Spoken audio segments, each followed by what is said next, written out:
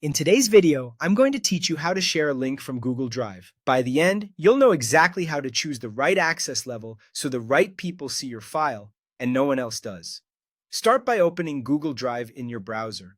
Once you're in, locate the file or folder you want to share. You can scroll through your drive, use the search bar at the top, or browse through folders, whatever helps you spot the item quickly. It's a good idea to double-check the file name and preview it if needed, just to make sure you're sharing the correct content. Next, right-click the file or folder and choose Share. This opens the sharing window where all the access controls live. Focus on the section labeled General Access. Here, you'll decide who can open the link you're about to share. You have two choices.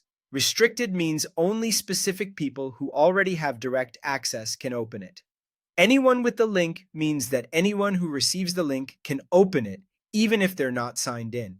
Before you copy the link, set the right permission level for the link you're creating. You'll see three options: Viewer, Commenter, and Editor.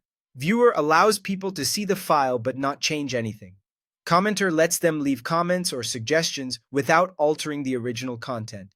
Editor grants full editing power, including the ability to change or even delete content. Use Editor only when you trust the recipient and expect them to collaborate directly. With the general access and permission level set the way you want, click Copy Link. This places the shareable link on your clipboard, ready to paste anywhere. If you kept it on restricted, remember that only people who already have access will be able to open the link. If you chose anyone with the link will work for anyone who receives it, so handle it carefully. Finally, paste and send the link in your preferred communication channel: email, chat, a document, or a calendar invite. Include a short note so recipients know what the link is and what level of access they have. If someone says they can't open it, revisit the general access and permission settings and confirm they match your intent. That's all there is to it. Open Google Drive, find your item, right-click to share, choose the right general access, set the permission, click Copy Link, then paste and send.